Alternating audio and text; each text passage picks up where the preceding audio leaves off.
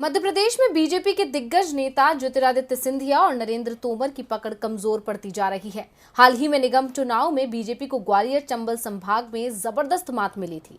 अंचल के दोनों निगम बीजेपी कांग्रेस के हाथों हार गई थी। इसके बाद निगाहें थी निगम में सभापति के चुनाव पर। परिषद में बहुमत बीजेपी का था, इसलिए बीजेपी की जीत आसान मानी जा रही थी, लेकिन जो परिणाम सामने आए हैं उसने बीजेपी की जमीन एक बार फिर से हिला दी है। ग्वालियर नगर निगम में कांग्रेस 57 साल बाद अपना मेयर बना पाई। कांग्रेस के हाथों मेयर की सीट हारने के बाद बीजेपी के लिए सभापति पद बचाना नाक का सवाल बन गया था। सभापति पद पर बीजेपी की जीत तय मानी जा रही थी, क्योंकि 66 सदस्यीय परिषद में बीजेपी के 34 पार्षद चुनाव जीते थे, जबकि 3 अन्य पार्षदों का उसे समर्थन था। किसी तरह की टूट से बचने के लिए बीजेपी ने अपने सभी पार्षदों को हरियाणा के रेवाड़ी में बने हंस रिजॉर्ट में ठहराया, जहां से वोटिंग के समय सीधा उन्हें ग्वालियर ले जाया गया। लेकिन ग्वालियर पहुंचते पहुंचते बीजेपी कैंप में फूट पड़ गई, क्योंकि जब पार्षदों के वोटों की गिनती हुई तो बीजेपी के मनोज तोमर को 34 वोट मिले।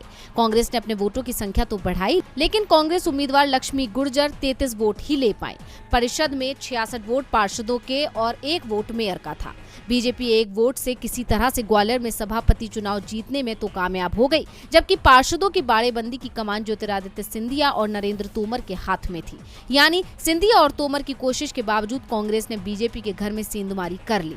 दूसरी तरफ केंद्रीय कृषि मंत्री नरेंद्र तोमर के संसदीय क्षेत्र मुरैना में मेयर की सीट हारने के बाद बीजेपी सभापति की सीट भी हार गई। कांग्रेस की ओर से राधारमण दंडोतिया को सभापति उम्मीदवार बनाया गया था, जबकि बीजेपी ने उनके सामने भावना मंडलेश्वर को मैदान में उतारा था।